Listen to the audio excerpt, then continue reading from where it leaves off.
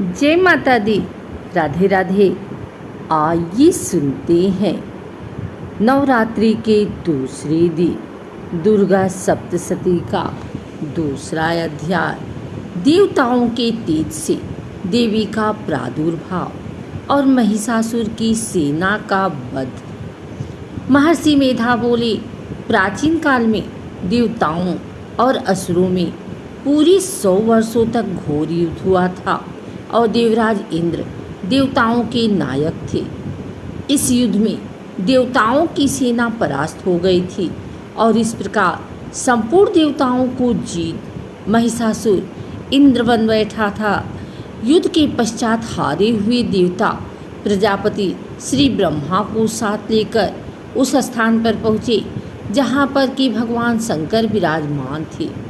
देवताओं ने अपनी हार का सारा वृत्तांत भगवान श्री विष्णु और शंकर को कह सुनाया। वह कहने लगे, हे प्रभु, महिषासुर सूर्य, चंद्रमा, इंद्र, अग्नि, वायु, यम, वरुण तथा अन्य देवताओं के सब अधिकार छीनकर सबका अधिष्ठाता स्वयं बन बैठा है। उसने समस्त देवताओं को स्वर्ग से निकाल दिया है। वह मनुष्यों की तरह पृथ्वी पर विचर रहे हैं। दैत्यों की सारी करतूत हमने आपको सुना दी है और आपकी शरण में इसलिए आए हैं कि आप उनके वध का कोई उपाय सोचें। देवताओं की बातें सुनकर भगवान श्री विष्णु और शंकर जी को दैत्यों पर बड़ा गुस्सा आया। उनकी भौहें तन गई और आँखें लाल हो गई। गुस्से में भरे हुए भगवान विष्णु के मुख से बड़ा भारी तेज निकला और उसी प्रकार का तेज भगवान शंकर, ब्रह्मा और इंद्र आदि दूसरे देवताओं के मुख से प्रकट हुआ। फिर वह सारा तेज एक में मिल गया और तेज का पुंज वह ऐसा दिखता था जैसे कि जाज्वल्यमान पर्वत हो। देवताओं ने देखा कि उस पर्वत की ज्वाला चारों ओर फैली हुई थी और देवताओं के शरीर से प्रकट हुए तेज की किसी अन्य तेज से तुलना नहीं की जा सकती थी। एक स्थान पर इकट्ठा होने पर वह तेज एक देवी के रूप में परिवर्तित हो गया और अपने प्रकाश से तीनों लोकों में व्याप्त जान पड़ा। वह भगवान शंकर का तेज था। उससे देवी के मुख प्रकट हुआ। यमराज के तेज से सिर के बाल बने। भगवान श्री विष्णु के तेज से उनकी भुजाएं बनी। चंद्रमा के तेज से दोनों स्तन और इंद्र के तेज से जंघा तथा पिंडली बनी और पृथ्वी के तेज से नितंब भाग बना। ब्रह्मा के तेज से दोनों चरण और सूर्य की तेज से उनकी अंगुलियां पैदा हुई। वसुओं के तेज से हाथों की अंगुलियां एवं कुबेर के तेज से नासिका बनी। प्रजापति के तेज से उनके दांत और अग्नि के तेज से उनके नेत्र बने। संध्या के तेज से उनकी भौहें और वायु के तेज से उनके कान प्रकट हुए थे। इस प्रकार उस देवी का प्रादुर्भाव हुआ था।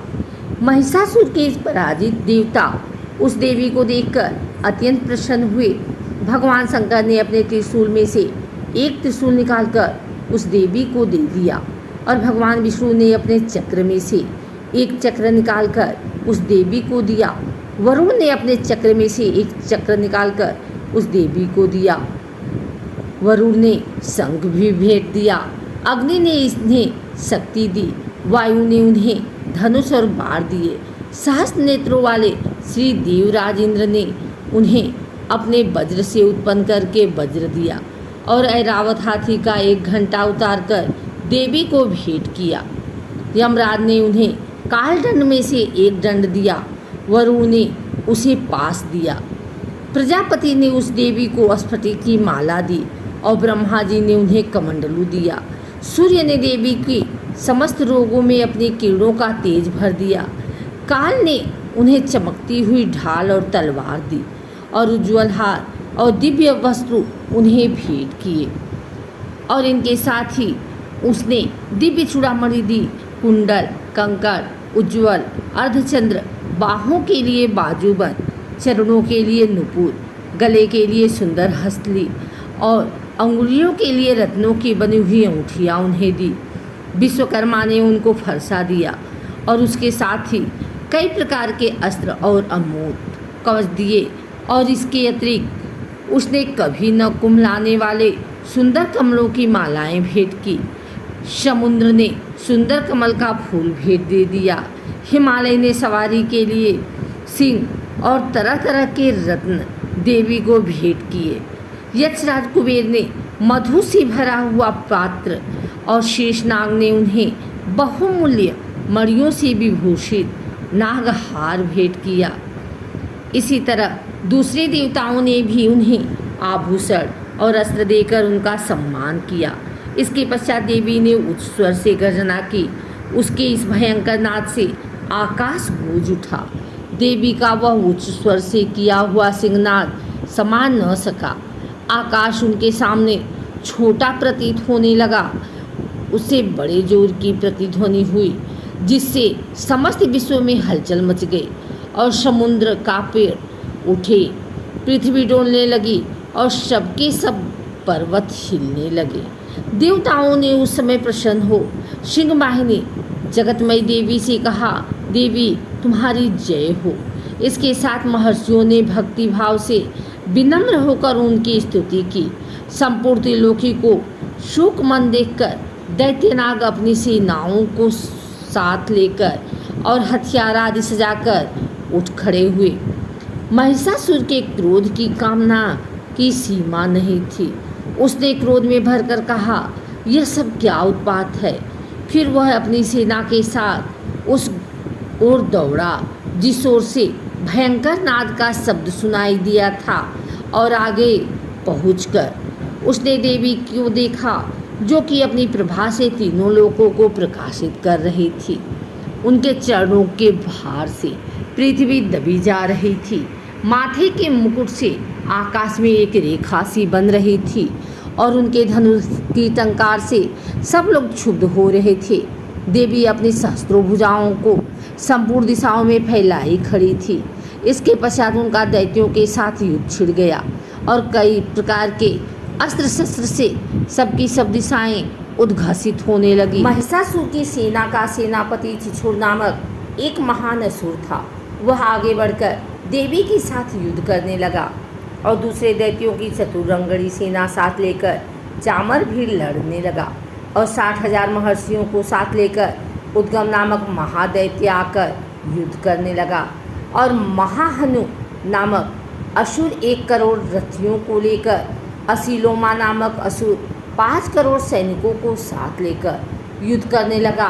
वाष्कल नामक असुर 60 लाख असुरों के साथ युद्ध में आ डटा। बिडाल नामक असुर 1 करोड़ रथियों सहित लड़ने को तैयार था।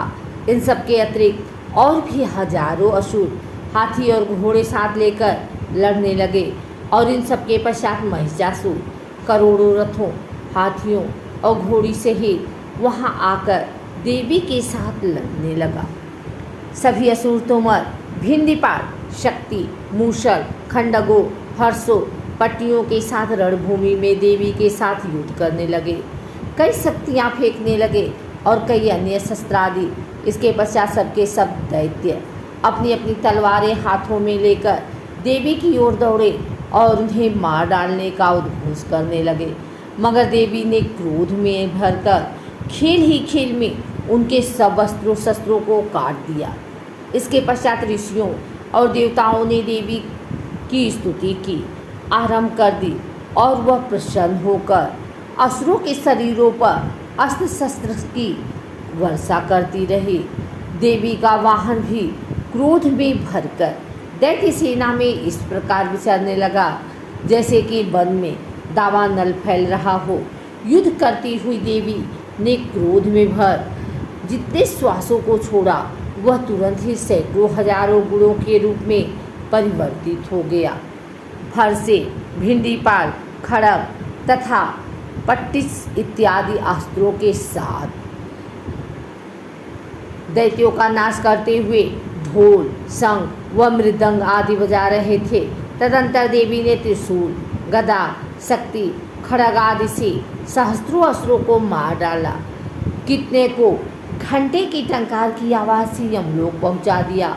कितने ही असुरों को उसने पास में बांधकर पृथ्वी पर धर घसीटा, कितने को अपनी तलवार से टुकड़े टुकड़े कर दिए, कितने को घंटे की भयंकर आवाज़ से यमलोक पहुंचा दिया, कितने ही असुरों को उसने पास में बांध कर पृथ्वी पर धर घसीटा, कितने को अपनी तलवार से टुकड़े टुकड़े कर दिए हैं और कितने को गदा की चोट से धरती पर सुला दिया।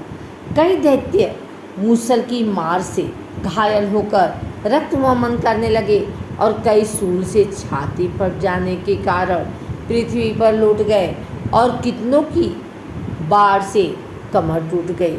देवताओं को पीड़ा देने वाले दैत्य कट कट कर मरने लगे, कितनों की बाहें अलग हो गई, कितनों की ग्रीवाएं कट गई, कितनों के सिर कटकर दूर हो गए, भूमि पर लुढ़क गए, कितनों के शरीर बीच में से कट गए और कितनों की जहाँ कष्ट हो गई और वह पृथ्वी पर गिर पड़ी। कितने ही सिरों व पैरों के कटने पर भी भूमि पर से उठ खड़े हुए और शस्त्र हाथ में लेकर देवी से लड़ने लगे और कई दैत्यगण भूमि में बाजों की ध्वनि के साथ नाच रहे थे।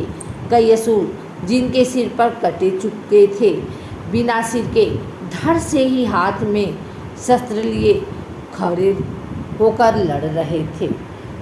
दैत्य रह रहकर ठहरो ठहरो ठहरो हुई देवी को युद्ध के लिए ललकार रहे हैं।